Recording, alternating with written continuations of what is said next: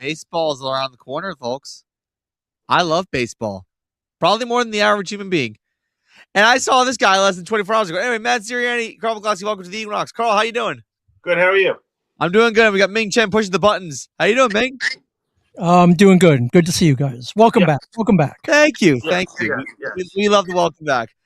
So we have a lot of stuff to get into. The main thing we're going to get into is the NBA trade deadline. Since that ended less than 3 hours ago, it ended at 3 p.m. Eastern. So we're going to go over like a brief run through of the acquisitions that we got. And then we're also going to go over the ones that really stood out to us.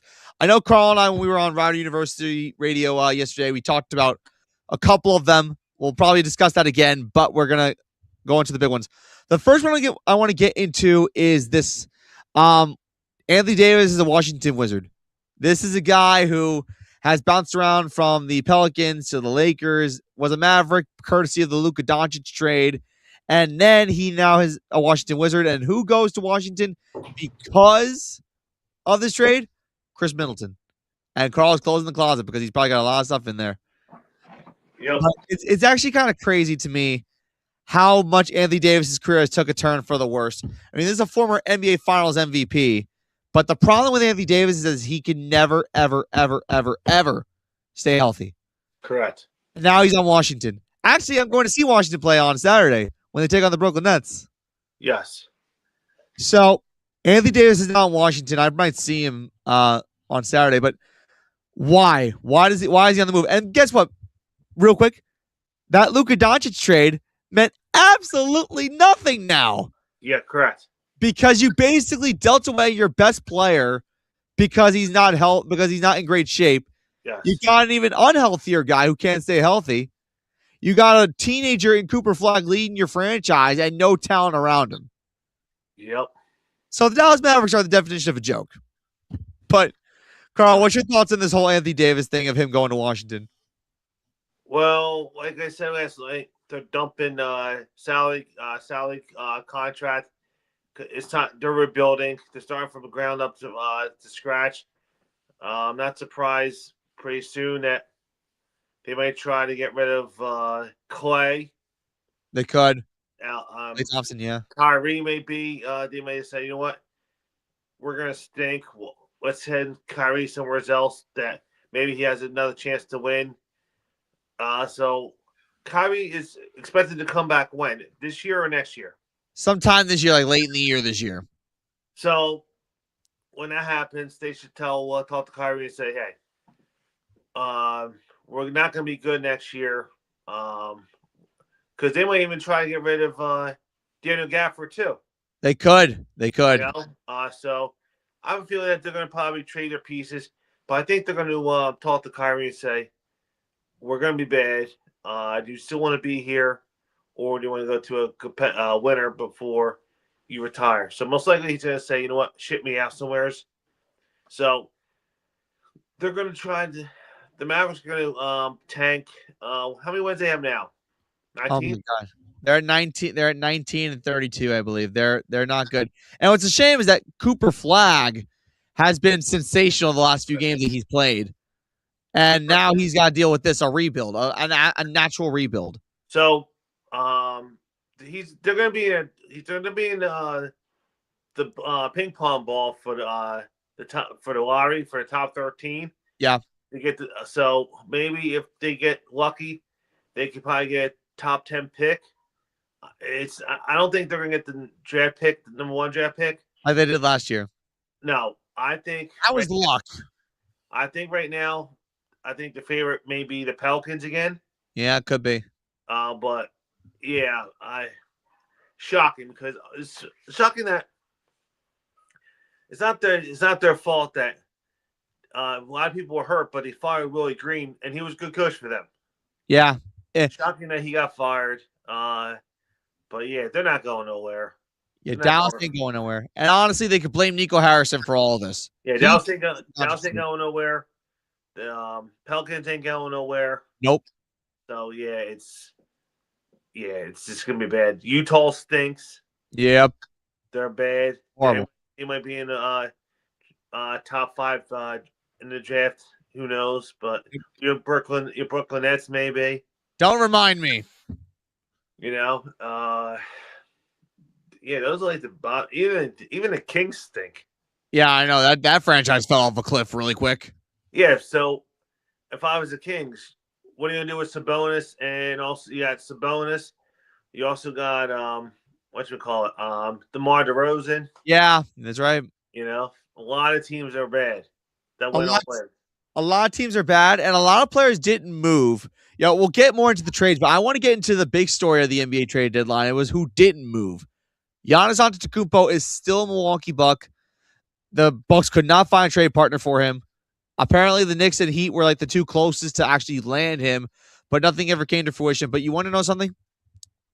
If the Knicks had traded away for Giannis, I'm telling you right now, it would have cost an arm and a leg to bring him into New York. You want to know why? It's gonna call him. It's gonna cost an arm and a leg to even get him because the Bucks are gonna want probably 2 number 1s and 2 number 2s for him, and probably you're a center and one of your best players. Like I get like if the Knicks had traded away for Giannis, they would have traded Karl-Anthony Towns away. They would have traded Josh Hart away, and they probably would have traded away their draft capital, which they don't have a lot of. No. So honestly, good for the Knicks to not land him. Miami, I was kind of shocked too because they're in play-in tournament position right now, and they could have used the extra step up. But all honesty, I think better saving yourself some capital and some cash than for not getting Giannis. But now Giannis is stuck there for the rest of the year, and he's probably just going to rot there unless the Bucks can find something else to do. Now he has 2 years left on his deal. He has 2 years left. Yeah, so he can say, plus he's not healthy anyway, so he could go in the offseason and say, you know what, after the season, because they're not making the playoffs. No. He could say, all right, before the draft, trade me. Yeah, seriously. And that's when they're going to ask, okay, they're going to ask for the ransom again. 2 number 1s, probably 2 number 2s, and also you're going to have to get probably when it's not going to be just picks, they're going to want to get some decent players out of it too. Because the Warriors were linked to potentially getting them also. That's right. But they were asking too much from the Warriors. The Warriors ain't gonna give up their future for Giannis. No, they can't do that. No, because Curry's like 37. He's got a couple years left. You know what I'm saying? Yeah. And pretty soon they're gonna be doing a total rebuild. I think when Steph is out, they may even trade Draymond at the end of the year. Who knows? Yeah, I'm shocked that Draymond wasn't moved at all either. But Jimmy Butler's out until next year. So I won't be surprised when Steph Curry retires. Maybe a year or two later, I think Steve Kerr is going to drop ship too. He might retire too eventually at some point. Like think of it, the Warriors from a decade ago that won those 73 games that didn't win the finals.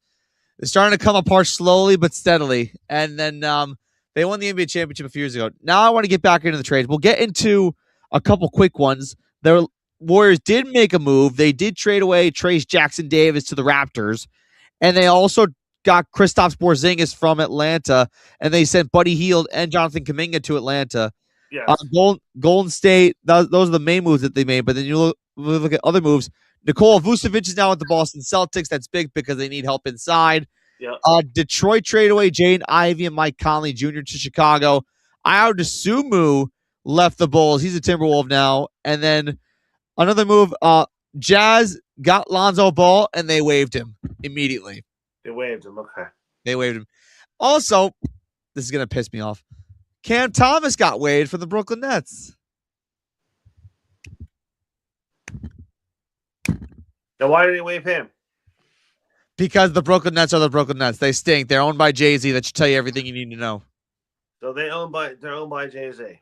Well, Sean Marks is their general manager, and Joe Tsai is like one of the main people behind the scenes for Brooklyn. But Jay-Z has stock in ownership. That should tell you everything you need to know about the Brooklyn Nets. It's just, but like literally days before I'm supposed to go see them play, their best player they waived. It's a disaster. It really is a disaster. Imagine if Kevin Durant's toe was not on the line in that playoff series against the Bucks. Yeah, they would have. They probably go to the finals. they probably would have gone to the finals, and maybe they would have won in the finals. But when that didn't happen the following year, it fell apart with all three of them. Yep. James Harden has to be moved. Kyrie wanted out. KD wanted out. And now we're here. Yep. But also, speaking of James Harden, he's on his 69th team now because he was traded from the LA Clippers to the Cleveland Cavaliers. The Cavaliers are currently the 5th seed in the Eastern Conference. The Clippers are most likely going to be a playing team at best. Yep. And he's on a team with Donovan Mitchell. And apparently Donovan Mitchell was not too happy about that. Apparently, according to Donovan Mitchell, he wanted Cleveland to get LeBron from the Lakers to come back to Cleveland for a third time. But that's not how it went down. So, well, they could get. I'll let you finish, and I'll give my opinion.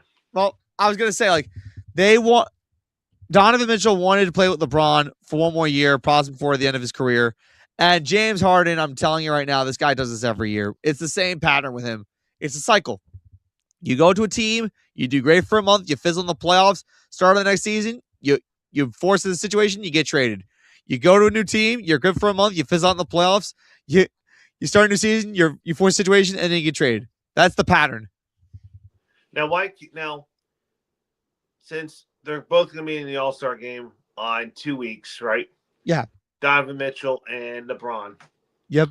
Why don't he just tell LeBron, okay, after the year, your family can stay in LA, and next season, you come back to Cleveland, you come back to the land, and that can make your farewell tour. You retire after next year to say, I'm coming back to Cleveland to end my career because this is going to be my last year. I'll come back for one more year. I'll have a press conference, say, all right, 2026, 2027 will be my last season, and I'm finishing it with the Cleveland Cavaliers. Just do that. He gets his year where he can play with LeBron, blah, blah, blah, blah. And then more money comes into the city of Cleveland. Right. That's all you can do. Seriously. You know what I'm saying? Honestly, Cleveland could use some nice things like that. But you know what's funny? What you just said, that sounds something exactly what LeBron would do. Yeah. He sounds the type of guy that would announce a retirement tour, give himself all the attention, and then go back to Cleveland, where he played. Remember the kid from Akron? That's where he played his college, his high school ball. Yeah, so just go there, next year, retire, have one, try to go back through the East, make it to the finals, one more year out of the East, because the East is a lot easier than the West. He's not going to make it in the West. No. Now, next year may be tough because you have Boston getting back Jason Tatum. Right. Okay. Tyrese Halliburton will be back next year. Correct. For the Pacers. Okay. You still have the Knicks. The Pistons ain't going nowhere. Yes. But with LeBron, Donovan Mitchell, and Harden, at least you have a better opportunity than in the West. That's true. That is very true. I have a feeling that the Sixers will still be there, but I have a feeling that after the season, I think they may want to dump Paul George. They could. Honestly, he hasn't done anything special. No. So after what happened with his suspension, I could see that they may try to. B's not going nowhere, but no. I can see a path that you say, you know what, we'll send him somewhere else. Because right now in year 2, basically these 2 years have been a bust. Yep. And he's got 2 more years left on a contract. Crazy. I could see them trying to move off from him. It can very well happen. Philadelphia's still trying to transition with Tyrese Maxey as the main guy in the locker room. We'll see how that goes. But anyway, other acquisitions. We have Chris Paul on his final season, traded to the Toronto Raptors. We had Jared McCain, who we mentioned was traded to the Thunder from the Sixers. You gave your little piece on that. Would you rehash what you said yesterday? Okay, so the reason why they traded Jared McCain was they had basically he's a shooting guard. right now he's maybe the 8th or ninth guy in rotation. Yep. So he's like the 3rd or 4th guy coming off the bench. So he's not going to get that much playing time because you have Maxey, and then you have VJ Edgecombe. Yes. So he's not getting the minutes. So they're going to send him to the Thunder. The Thunder, I don't even see him. He might not even do anything in Oklahoma City either. No, because they already have their roster. So he's probably going to be maybe the 3rd or 4th guy on the bench for the Thunder. Right. But he'll probably he'll probably win a ring if they repeat this year. But Sam Presti, they're going to develop him. You know what I'm saying? That's true. They have more time with getting the guys to develop and all that stuff. Maybe down the road in a couple of years. But now with Edgecombe and Maxey, he's not going to get playing time. So with the 16th pick in the draft last year, okay, he was doing good, but then he got hurt. Right. So that's why the Sixers had the bad season. I think they were 24-58. They were. And they were in the lottery, but they had a very low chance of getting maybe being one of the top 5 picks in the draft. Yeah. They got number 2. So they were talking about, Ace Bailey, blah blah blah. He's not doing nothing. He's not doing nothing in Utah. Yeah. You know, you have Von Harper Jr. At least he's producing with the Spurs. Yeah, Dylan Harper's doing good. Dylan Harper, yeah. Sorry, Dylan Harper. So I wanted Dylan Harper, but then they said, you know what? They were talking to VJ Edgecombe out of Baylor. They liked him. So we picked him. The Sixers picked him. And he's been phenomenal. You know what I'm saying? He has. So that basically he's starting now. Or he's starting or coming up off the bench. And that's the minutes that he was getting last year, which was McCain. But now VJ Edgecombe's getting it. So it makes sense to dump someone who's not doing anything. No, he's not going to get into playing time. And even Oklahoma City might not get any playing time. No. So that's one move. And then we also have John Morant stayed put. Minnesota was eyeing him. They wanted John Morant. Right. So it's shocking that he's staying put. And then also, I mentioned Cam Thomas. Mac McClung, who was finally signed by a team. So Mac McClung is a former slam dunk champion, a 2-time slam dunk champion, or 3-time. Right. But he wasn't officially on a team. The Chicago Bulls signed him to a contract. For the rest of the year or 10-year, 10-day? For the rest of the year. That's good for him. So Matt McClung's finally getting some exposure. Okay. And honestly, the slam dunk contest, as popular as it is becoming boring. Right. So they might even do away with that, honestly. Right. Now for the Chris Paul going to the Raptors. Yes. Is he going to be playing or is he just going to be rotting on the bench? I hope he plays. I want him to play out because you want to know why? It's just one of those things where it's like the Spurs did him dirty by letting him go the way they did. And then I feel like he needs to get some playing time. Toronto deserves. No, wasn't he? No. The Clippers did it. The Clippers did it. That's right. This is the Clippers. The Clippers cut him loose. I don't know why they did it. It was so mean. I think he didn't like what Ty Lue was doing for him. I guess Ty Lue was basically, they brought him in and he was rotting on the bench. Why are you going to bring Chris Paul and then let him rot on the bench? Right. And honestly, because the Clippers are probably going nowhere, it didn't have any value, I guess, having him on.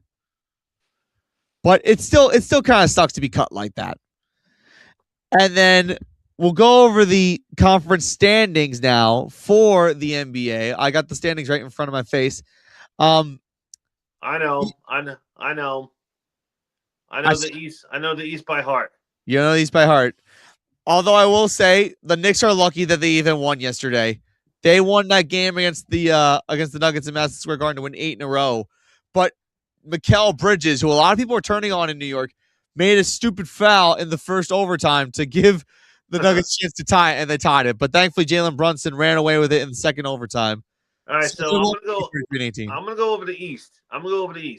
Okay. And if I'm wrong, just say correct me. So Carl's usually sharp. So No, number one in East right now is Detroit Pistons. Ding. You can give the record. I don't have the record on me right now. 37-12. Okay. Number two in the East is the New York Knicks. Ding. They are 33-19. tied with the Boston Celtics, who are in third. Ding. Okay. Number four is Toronto Raptors. Eh. Oh no, sorry, no, not Raptors. Sorry, it's the Cleveland Cavaliers. Ding. 5 is Philadelphia 76ers. Ding. 6 is the Toronto Raptors. Ding. 7 is Miami Heat. Ding. 8 is Orlando Magic. Ding. 9 is Atlanta Hawks. Ding. And 10 is Chicago Bulls. Ding. Ding. Ding. Ding. Ding. And then you have 11. I don't know 11. Believe it or not, it's actually... the Hornets are 11. Yes. Okay. 12 is, man, I don't know who 12 is. The Bucks. Yep. 13. Oh crap. Pacers. Not the Pacers, is it? Nope. No, Pacers are 16, right? They're last. Yes, they're last in the Pacers East. 16. Oh man. The Nets. Ding. We still have one more. 15. So the Pacers are 16. 15. Oh, the Wizards. Yeah. The two of the three worst teams in the Eastern Conference. I'm seeing them play on Saturday. Okay. All right. Number 1 in the West is Oklahoma City Thunder. Oh yeah. Number 2 is San Antonio Spurs. Ding. 3 is Denver Nuggets. Ding. 4 is Houston Rockets. Ding. 5 is the Los Angeles Lakers. Eh. Phoenix Suns. Eh. 5.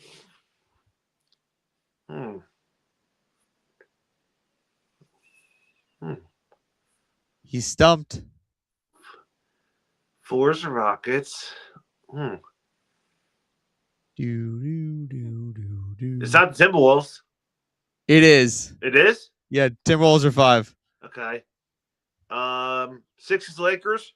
Ding. Let's say 7 is the Phoenix Suns. Ding. 8 is Golden State Warriors. Ding. Oh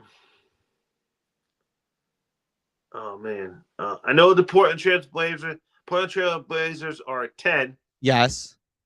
Who's 9? 9. Is that 9. Crap. Were they a playoff team last year in the West? They were not a play-in team last year. They were not. They were not. Give me help. They're in the Golden State.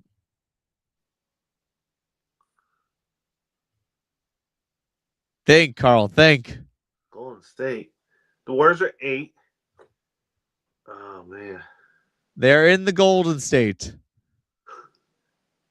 It's not the Kings. It's not Sacramento. So who would it be? Golden State. It's only the Warriors. Warriors. No, there's a state that's called the Golden State. Golden State. Come on.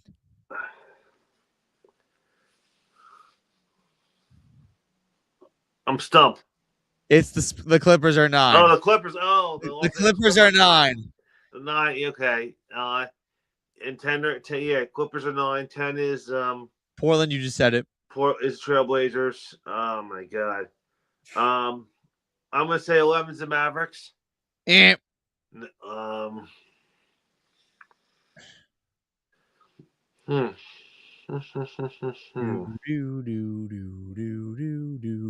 man.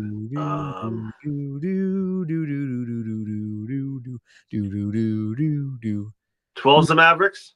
12 is the Mavericks. Who's 11? 11. Memphis. Yes. The Grizzlies 11. Mavericks are 13. 12. We have 3 teams left in the West. I'm gonna do. Who's 13? 13. Okay. 13. I'm gonna say the Kings. Eh. The Pelicans. Eh. Jazz. Why do you think I was doing this? Jazz. Yes. They're the Jazz at 13. All right, so Jazz at 13. Kings are 13. No. Kings are 13. The Pelicans are 14. 14. The Kings are in last. And then you got the Jazz. No, the Jazz are in third to last, believe it or not. So Jazz are 14. Jazz are 13. 13. 14 is the Pelicans, and then 15 is the Sacramento Kings. So that's it. All right. Okay. So we got a lot of NBA trades that were going on. So those are the standings as we speak. Now I want to get into the NFL because we have the NFL honors tonight. That'll be at 9 p.m. Eastern. We have awards to give out, and the Hall of Fame class for 2026 will also be unveiled. So what we're going to do is we're going to go over every single award, and we're going to tell you who we think is going to win said award. Carl, you ready? Yes. Okay, Ming, work your magic. Okay, so NFL's Most Valuable Player Award, we got Josh Allen, Trevor Lawrence, Drake May, Christian McCaffrey, Matthew Stafford. Honestly, a two-horse race for me in this one. I think they're gonna give it to Stafford. I think they should give it to Matthew Stafford too. I mean, Drake May had a really good season, but I think like Stafford has been consistent throughout. Yeah, it's gonna Drake May's gonna be number 2. Yeah, Drake May's number 2. Defensive Player of the Year: Will Anderson Jr., Nick Benito, Myles Garrett, Aiden Hutchinson, Micah Parsons. There's only one way to go. They're gonna do Myles Garrett because he's got the sack. He got the sack record, so I think it's gonna be Myles Garrett. Yes. Offensive Player of the Year: Drake May again, Christian McCaffrey again, Puka Nacua, Bijan Robinson, Jackson Smith, and Jigba. I think it should be Christian McCaffrey. It could be McCaffrey, but you know what? I think it's gonna be Jackson Smith and Jigba. Think it's gonna be JSN? I think it's gonna be JSN because of how awesome and electric he's been all season long. I think it's gonna be Christian McCaffrey. Okay, so we're actually split on something. All right. Offensive Rookie of the Year, we got Jackson Dart, Emeka Ibuka, Travion Henderson, Tedder McMillan, and Tyler Shuck. I actually shot the Shucks on here. I'm gonna say Emeka Ibuka from the Bucks. I want to say Jackson Dart. I want to say Jackson Dart, and the reason why is because even though the Giants had a turbulent season this year, he did play really well. And a lot of people were talking about this kid. It was just a shame that they couldn't finish games most of the time. All right, next, Defensive Rookie of the Year. We got another rookie Giant, Abdul Carter. We got Nick Amenawari, who also hurt his ankle in practice today. James Pierce Jr. We got Carson's, how do you pronounce it? Schlesinger? And then Xavier Watts. Oh man. I want to say Nick Amenawari. Yeah, I'm gonna go. I was thinking Abdul Carter, but I'm gonna go with the kid from Seattle. Yeah, I think so too. All right, Comeback Player of the Year: Stephon Diggs, Aiden Hutchinson, Trevor Lawrence, Christian McCaffrey, Dak Prescott. I'm gonna say Dak because he from last year's injury. I could say Dak, but I'm not going to say Dak. I'm actually going to say Trevor Lawrence because Trevor really bounced back this year. The Jaguars were horrific last season, and he turned things around, and I think that was really huge. Okay. Coach of the Year: Liam Cohen, Ben Johnson, Mike McDonald, Kyle Shanahan, Mike Vrabel. Tough. Tough. I'm going Ben Johnson. I want to say Ben Johnson, but I can't ignore Mike Vrabel. I'll go with Ben Johnson. You know what? I'll go with Ben Johnson because the Bears were magical this year. And sometimes the most magical turnarounds are often awarded. Who thought the Bears were going to make the division round and also put up a fight? They didn't think the Bears were going to be that good. They knew that the Patriots were going to at least make the playoffs because of their soft schedule. Yeah. But who would have thought the Bears would have done what they did? That's valid. That's very valid to say. Assistant Coach of the Year: Vic Fangio, Brian Flores, Vance Joseph, Clint Kubiak, Josh McDaniels. We got 2 Super Bowl participants in here. I'm doing Clint Kubiak. I'm going to say Clint Kubiak as well. He turned Sam Darnold around so well. All right. Now, we're going to get into the Pro Football Hall of Fame predictions soon, but I want to get into who's not going to be in the Pro Football Hall of Fame because these last week and a half, these last 10 days have been like killing people who are begging to see who gets in the Canton. Eli Manning's not going to get in. No. Bill Belichick's not going to get in, and Robert Kraft will also not be in. No. And I'm just going to say this. I think that if you're a Patriots fan, you're pissed off about this. I think there's only one reason why this is happening. Spygate. Yes. Deflategate. Yes. Those are the two main reasons why they're being punished. But apparently there's one person who did not vote for Bill Belichick that kept him out of the Hall of Fame. And that's why Bill Belichick was excluded. And I think the same goes for Robert Kraft. Eli Manning, I could not tell you why he got excluded. He should have gotten in this time. Is this how many years has he been on the ballot? This is his second year of eligibility. What percentage you need to make the Hall? You need 80%. What did he get? So his percentage was not shown, but I think it's probably like 70% in my guess that he probably got. He'll make it either next year or in 2 years. I hope so. You want to know what would be great? If they had the Super Bowl in New York and it would give them a valid reason to put him in. Because I'll never forget 2013 or 14 when Michael Strahan didn't get in his first year, the previous year, and he got in his second year. And it was mostly because of the fact that the Super Bowl was held in MetLife Stadium. And probably the only time it'll be held in New York City. I say within 3 years, Eli will be in. I hope so. I hope you're right. Belichick and Robert Kraft, I think Spygate and Deflategate, they're being penalized for that. They'll get in. I say within a couple of years also they'll get in. Yeah, I agree. I think so. I think they're also probably just waiting for Belichick to retire officially from college in order to officially give him the nod. We are going to get into the Detroit Tigers in a second, Sal. Thank you for the comments. But I do want to also go to the Pro Football Hall of Fame finalists again, Ming. Sorry. Thank you. So what did we get? So what comment did we get from Sal? He predicts the Seahawks will win the Super Bowl and that the Detroit Tigers made two big moves. We'll get into that in a second. And he also said that he was there for the 2014 Super Bowl in MetLife. Yes. Because guess what happened the next day, Carl? Snow. It snowed, and the Seahawks, who were actually the defending champions, could not make it back home. No. They were stuck in New York City because the snow was delaying and canceling flights. But anyway, here's the Pro Football Hall of Fame finalists that are eligible. Cross Eli Manning off the list because, unfortunately, he's not eligible. We got Willie Anderson, who's an offensive lineman who played for the Chiefs. We got Drew Brees on there, former quarterback who played for the Chargers and the Saints. We have Jari Evans, a really solid offensive guard who played for a couple teams. Larry Fitzgerald should be our lock. Frank Gore, fourth all-time leading rusher in the NFL. Yes. Terry Holt, part of the greatest show on turf. Yep. Luke Kuechly, star linebacker for the Carolina Panthers. Yep. Terrell Suggs, a really good pass rusher who played for the Ravens and Cardinals. Yep. Adam Vinatieri, who was a Super Bowl champion for both the Patriots and the Colts. Yep. Reggie Wayne, at one point Peyton Manning's favorite target, besides Marvin Harrison. Kevin Williams, a stud defensive tackle who played for the Vikings primarily. Yep. Jason Witten, stud tight end for the Cowboys. Darren Woodson, star safety for the Cowboys. And then Marshall Yanda, who was an offensive guard who was a star for the Baltimore Ravens. Yes.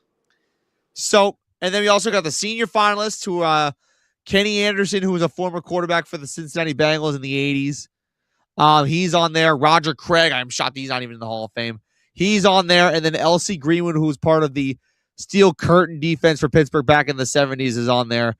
I mentioned Bill Belichick and Robert Kraft. They're not going to get in. So those are the three senior finalists. So what's his two locks? So those are the people they're thinking those are the locks who are going to make it? So I think maybe one or two senior people will get in. And honestly, if I had to pick two senior people who would get in, I would say Roger Craig should definitely get in. I'm shocked it's taken in this long. So if you go by where you see the senior committee, yeah, there's two locks. They're predicting that Drew Brees and Eric Fitzgerald is going to get the votes. Well, I agree with that 100%. Like on the modern era finalists, and then they also say pencil in Luke Kuechly. Yeah, I'm not entirely sure about that because the thing with Luke Kuechly is he had a very short career. He didn't really play a long time. He played 7-8 years. He was dominant at his position, but he didn't really play a long time. Too many concussions with him. Too many injuries. And then they're also saying pencil in Terrell Suggs. Could happen. I mean, he was great. Yeah, I could say Terrell Suggs, yes. That's very, very possible. Jason Witten will probably get into because just of how long you played, and then also, his stats among tight ends is insane. And then those are like the five that they're predicting will get in. So apparently, from the Pro Football Hall of Fame standards, 5 modern era finalists can get in at most. Right. and then I think 3 at least. Okay. And then you add the senior finalists. Right. Now, out of the senior finalists, would you say Roger Craig gets in? And would you say, what about LC Greenwood, in your opinion? I never saw him play. If he was part of the Steel Curtain, depends on how many tackles he had. So, LC Greenwood was part of the Steel Curtain defense. He was alongside Mean Joe Green on that front four back in the 70s.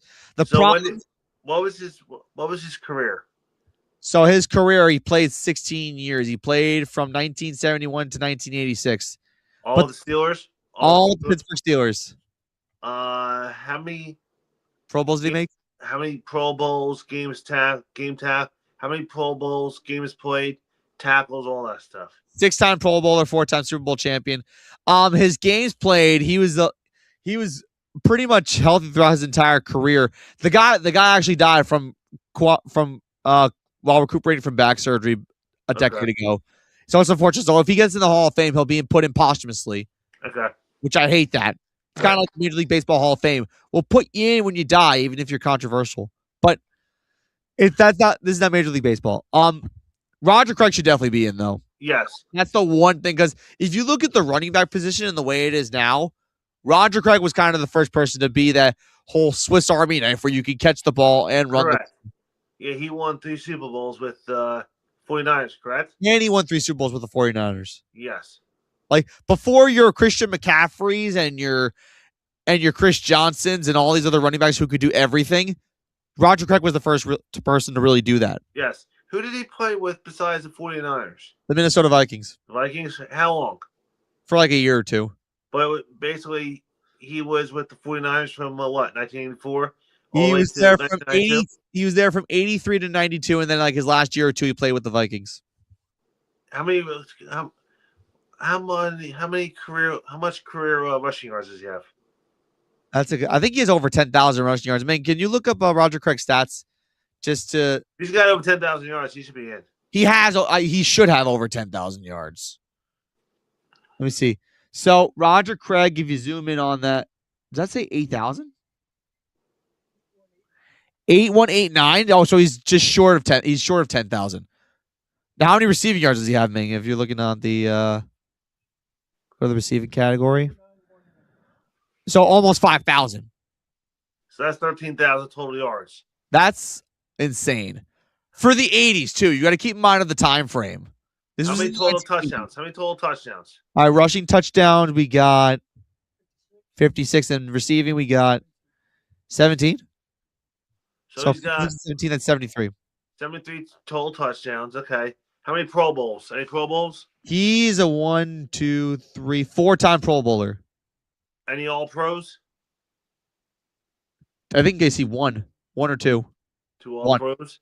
One All Pro. But the time that he played in, they would basically close on you to tackle you. Yeah. In the 80s, it was more physical. Now you can't touch a guy. Not now. But like, I guess like this again, like Roger Craig should have been in a long time ago. And if he doesn't get in this time, it'll be shocking. Ken Anderson, he played in Bengals in the late 70s to early 80s. That is correct. When the Bengals stunk. Well, they were still a jumpstart franchise. They were still a young franchise at the time. Yeah. And if you want to know his stats, I will tell you his stats. Former MVP, 4-time Pro Bowler, 2-time NFL passing yard champion. And he took the Bengals to Super Bowl 16 against the 49ers. Yes. Now, one thing I will say about Ken Anderson, and I think a lot of people should realize this, when Bill Walsh was offensive coordinator of the Bengals, Bill Walsh implemented Bill Walsh was the offensive coordinator for the Bengals. Right. Ken Anderson was the quarterback, and Bill Walsh, there's one thing that Bill Walsh is mainly known for. You want to know what that is? West Coast offense. Coast offense. Yep, and Ken Anderson was one of the first people to do the West Coast offense. Yep. Now, people say, like, if you're a father of something, if you invent something, that doesn't necessarily mean you're a Hall of Famer, but you shouldn't be forgotten. How many total touchdowns and interceptions did he have? His touchdown interception ratio? Yes. Okay, Ming will pull that up in a second. Ken Anderson's stats. Ken Anderson. Yeah, there you go. So his touchdown interception ratio, he's played let's see, his win-loss record actually isn't too bad. Uh what's his touchdown interception ratio, Ming?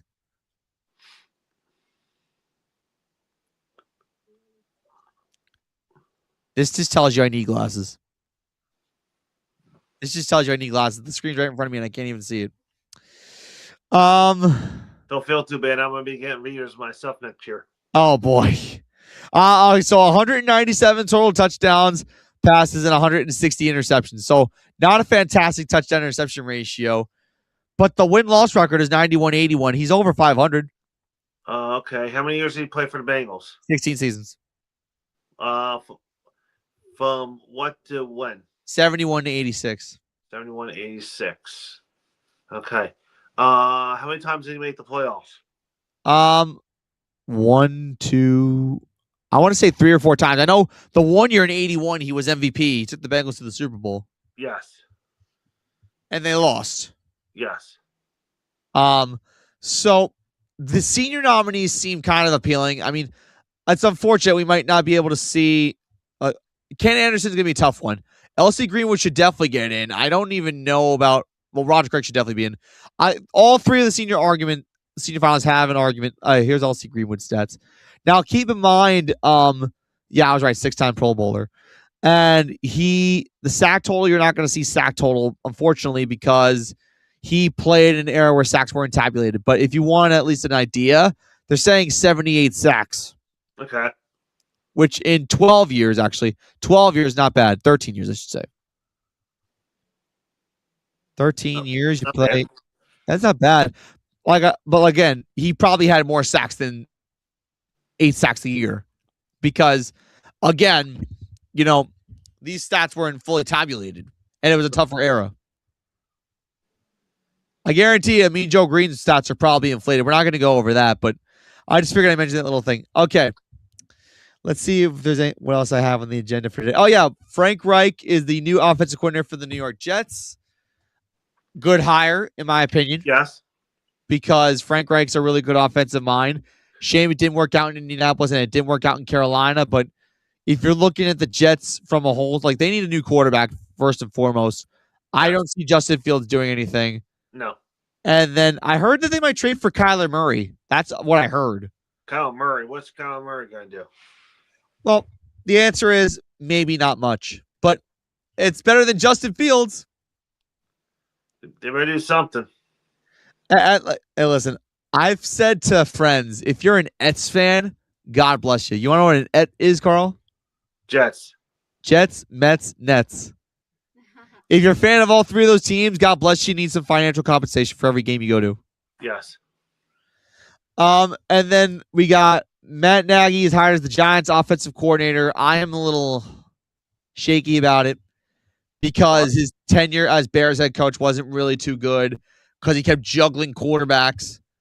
He juggled Justin Fields and Trubisky and Nick Foles and couldn't come to a complete start. The Bears made the playoffs the one year with Matt Nagy as their head coach, but it didn't really translate into any success. No. So I'm iffy about him. I wanted Todd Monken, but he was picked by the Browns. Yep. Because he wants to work with Shador. Who knows? I hope that doesn't work out. Next up, we got Clint Kubiak is the next head coach of the Las Vegas Raiders. Mm-hmm. He will inherit Fernando Mendoza when the Raiders draft him number 1 overall. Yep. Raiders need some help because they were a bad team last year. They fired Pete Carroll, one and done. And then Mike LaFleur is the new head coach of the Arizona Cardinals. This to me is like a last minute, last decision hire because I guarantee the Arizona Cardinals were in on a couple people and they didn't get him. So they kind of just resulted Mike LaFleur as the last result. Yeah, I have no clue who he is. He was once the Jets offensive coordinator and his brother is Matt LaFleur. I know who his brother. I never heard of Mike LaFleur. Yeah, he was the Jets offensive coordinator. It didn't really work out too well in New York because that was when Aaron Rodgers was the Jet for a couple of years, and that didn't work out. Cardinals don't even have a quarterback either. They don't. The Cardinals, I don't even know what they do. They might even draft a quarterback. They might. They should just trade Kyler. Get rid of that contract. All right, what they should do, trade Kyler to the Jets. Get one of their first round draft picks and draft a quarterback. Yeah, Call me crazy. Call me crazy. Who are you gonna pick? Carson Beck? Carson Beck? Ty Simpson? Yeah. There's nobody good. Other than Fernando, the quarterback class is not that strong. No, I would just, you know what? When Jacoby Brissett start next year, and then next year you have a quarterback coming out next year. You have Deontay Moore, Trinidad Chambliss. Actually, no. I think he's come out in a draft. I think he's going to be in a draft. I don't think they granted him an extra year. Yeah, they didn't grant him an extra year, but apparently he's still fighting hard for that extra year of eligibility. Still fighting? Okay. He's still fighting it. Whether or not he gets it, I'm not sure. But the prognosis is he'll probably not get it. You don't want to pick Diego Pavia. No, Diego Pavia Vandy is not that fantastic. No. Ty Simpson. Also, he opened his mouth at the Heisman ceremony. That's a big red flag. Yeah. Ty Simpson, no. You know, it's what's it called? The quarterback from Florida State. He transferred from BC. I can't think of his name. Oh, I know you're talking about Jordan Travis? No, not Jordan Travis. Oh my God, I can't think of him. Can't think of it at the moment, but no. The draft is a couple months away, so we have plenty of time to figure that out and situate all that. But before we end with NFL and go into a little bit of baseball, because we do have two big things we got to say about the Detroit Tigers. Seattle Seahawks are a 4.5-point favorite. Carl, where do you go with this? I said last night, Seattle Seahawks 27-20. 27-20, so they cover. I'm going to say it one last time. I think Seattle wins it. I think they cover 4.5. It's a big spread for a Super Bowl, but I think that the Patriots need to prove me wrong, and I don't think they can. What do you think? You've been sitting there pretty quiet. What was your question again? Seahawks or Patriots Super Bowl 40-60. Who do you got? I'm going with the Seahawks. The Sam Darnold redemption story. I love the Sammy D redemption story. I gotta get behind that. I hope he does it. Sammy, you're sitting there in the corner with a mic right next to you. You might as well just speak. What do you think? Seahawks all the way. Seahawks all the way? Yep. So I got news for you guys. So tomorrow, if you have nothing going on, so tomorrow on ESPN, okay, they're showing for a new episode of 30 for 30 at 9 o'clock. They're showing the Philly special. Oh, God. Yes. Oh, boy. The Philly special. They made a documentary about that? Yes, they did. Philly special. Joy to the world. Well, we know what Carl will be doing tomorrow night. Carl will be probably binging that. I could care less. Listen, it was a great story because Carson Wentz goes down, Nick Foles has this miraculous run. Okay, I get it. But I ain't watching that. Pass. I'd rather watch paint dry than watch that. Pass. Okay, now we're going to get into baseball. All right, so the Detroit Tigers made a really big move yesterday. They signed Framber Valdez to a 3-year, $115 million contract to basically know that next year they're going to have an ace or two aces. Or after Tarek Skubal is done, Detroit, at least they'll have an ace up their sleeve anyway. But news out of Detroit today. Tarek Skubal avoided arbitration. He'll be getting $32 million. So the Tigers wanted to pay him $19 million. He wanted $13 million more. But he avoided arbitration, so now he's going to get that $32 million that he wants for this year, and then next year he's gone. So supposedly, this is a good thing for the Tigers that they got two aces this year. It's a bad thing because it makes Detroit look stupid. You couldn't give him an extra $13 million. You were willing to give Tarek Skubal $32 million this year, yet you're willing to give Framber Valdez $38 million this year. Explain how that makes sense. Explain how that makes sense. Doesn't make no sense. It doesn't. Nope. You have the best pure pitcher in all of Major League Baseball, and you weren't willing to give him at least $40 million a year? So what if they do? Because they're gonna be in the playoffs. Okay. They are. So what if? So say by same thing on spring training. They said, okay, all right, Tarek, how about we give you? We don't want you to be a free agent after the year. How about we give you 3 years, $150? So $50 million a year. Will you stay? Do you think Boris will tell him to sign that deal, or he's going to say, you know what, nah, I'm good? Scott Boras is an ass. If I was Scooble, he should take the money. He should take that deal. 3 Take years. that. I would take that. Why wouldn't you take that? You gain $50 million for 3 years, and then okay, so you have an extra full years with the club. Then, if you say okay, with the year left on the deal, you know what, they're not improving. Then you know what, my time here in Detroit is done. Yeah, but if they are willing to give you AAV of $50 million for 3, you take it. Take that. You take it and run with it. But if he says no and he wants to be a free agent, then it's greedy. I wish people were like Cody Bellinger, where they stood up to Scott Boras and said, hey, listen, I'm in control here. Let me sign my damn contract. Because what happened in the Cody Bellinger situation, Scott Boras was agitating the Yankees. It was like, oh, we want 7 years for Cody. And then no other franchise, no one wanted to give him a 7-year contract. The Yankees were willing to give him a 5-year deal, nobody else. And then Scott Boras was like, oh, he deserves 7 years. I'm like, no, he doesn't. He's up there in age. 7 years. How old is he? 32? Cody's 31, 32. Like, someone needs to, like, I hope that when that time comes, Terry Schoolball grows a pair and actually stands up to his agent and says, hey, listen, let me decide my fate. Let me look at the contract. Well, you do decisions for me. He ruined the game, dude. He does. He ruined the game. He's the worst agent out there. The worst. He ruined the game. Uh-huh. That's why they want to have a cap, because of him. Yeah. Oh, yeah. Oh, that's the one person who would absolutely hate a cap that's an agent. Yep. Like, it's like freaking amazing, right? Like, This guy, Scott Boras, needs to be put to shame. Actually, we should ask Ming's opinion. We should ask Ming's opinion if he thinks there's going to be a baseball in 2027. Oh, yeah, there's going to be a cap and a floor. I'll start this off by saying this. There needs to be a floor. At the very least, there needs to be a floor.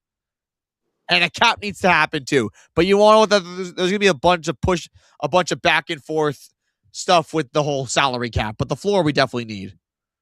Ming, what do you think? Absolutely agree. Yeah, too many small market teams not spending. There's too many teams not spending at all. Right. It's crap. Like, we need small market teams to invest. You'd be actually amazed at what spending can actually do, especially if you have the resources to do it. Right. So I think here's my prediction for 2027. There will be a lockout. There will. There will be a strike. At some point, there'll be a strike. They'll probably play maybe 140 games. Right. But they're going to come to the table. Basically, both sides will make agreements. They're going to lose some games, but not the whole season. There'll be a partial season next year, I think. Right. There's going to be a lockout next year. There's going to be a lockout. It's just inevitable. And for anyone out there who says there won't be a lockout, no, there will be. Because this idea of a cap is dividing owners and players. Yep. Because it's causing all this commotion. And Rob Manfred's is at the forefront of it all. And I don't even know how he's going to take it, because this is his last CBA agreement. Right. So if Rob Manfred's going to go out as commissioner of Major League Baseball, he needs to make sure that this goes smoothly. Because Rob Manfred, while he has sped up the game, and while the game is a better product with him as commissioner, the amount of times the players and the owners were at a standstill with the sport, and the amount of times the sport was at a standstill, it was under his watch.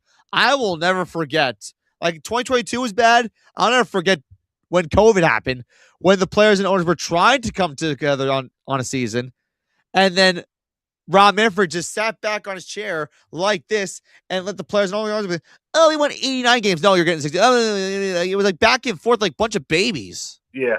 Yep.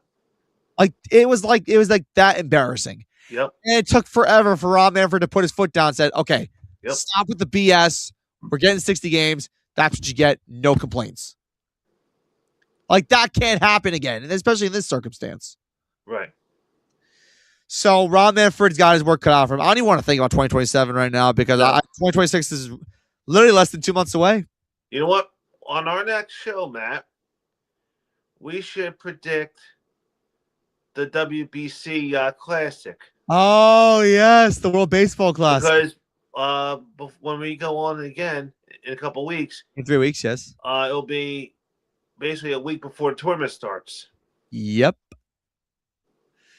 I hope to God we don't lose to Japan again. Japan, I will give them credit. They put up a really good baseball program every year. Now we'll go over each bracket and see who's going to make it to the, all the groups, semifinals. Right. Last year's WBC was a massive success. Although I am going to say this, Major League Baseball should be very careful with putting players of the league in the WBC because all I can remember from last WBC was Edwin Diaz getting hurt. Right. And he had to miss most of 2024 because of it. All right, Matt. We have a couple minutes left. For United States, for the hockey, do we medal? Gold, silver, or bronze? I think based on how we performed today in our first game, I think we at least silver. I think we at least silver. The only nation that I think is better than us is Canada. So our hockey team did play today? They played today. They actually won 5-1 against Czechia. Was it the men or the women? It was the women. I'm talking about for the men. For the men, I think we'll silver. I don't know if the men played today, but no. We're gonna medal. We're gonna medal. We're definitely. I think we're gonna win the gold for the women. Right. We're gonna at least medal in the men's. Should at least medal in the men's. Yeah. Like what annoys me, and actually I think it's been 45 years actually since the Miracle on Ice. Yes. That's crazy. Actually, it'll be 41 years. 40 what? Yeah, because it was an 80. Wow. That's crazy. So let's get Ming's opinion about this. All right, Ming, what do you think about U.S. hockey? You're probably not in tune with all this, but do you think the U.S. can medal in hockey? I think they can medal. They can medal. I don't know which. I can't tell you which medal. Well, Canada's probably going to be in the mix. Yes. Got some powerhouses there. Canada and the U.S. are like the two powerhouses in hockey, and it's unfortunate because Canada, and they irk me so bad. Why? Because they're so damn good at hockey, and we just can't beat them. They invented the sport. What are you going to do? Did they really? Yeah. They did. Are you sure? What? All right, quick check before the end of the show. I'm pretty sure. Did Canada invent hockey? I got to find that out. Pretty sure they invented it. I'm not entirely sure if that's true. They did, dude. That's why they had the first. Not only that, I don't know if you've been to Canada, Matt, but I drove every neighborhood you drive through. There's a net in every driveway. Matt, that's why they have the outdoor game because Canada used to play on ice. Yeah, those every kid born in Canada comes out of the womb. With I know. Canada has a bunch of youngsters who come in. And, Canada. Say it in the mic. Say it in the mic. Yes, Canada is widely credited with inventing and developing modern ice hockey. Yes. Case closed. No wonder. Yes. No wonder why they're a thorn on our side. It's their sport. But we inherited it. Actually, Canada hasn't won a Stanley Cup since 1993. But, oh, man. Oh, boy. Canada, we're going to get you this time. We didn't beat you in the Four Nations Face-Off, but we'll do it here. Okay. That's true for the Equinox. From Carl Maglowski and Matt Siriani. Ming Chen pushing the button. Sammy Myers contributing a little bit. Like SpongeBob SquarePants always says, all people are the greatest. They're full of wisdom and experience. Take care, everybody.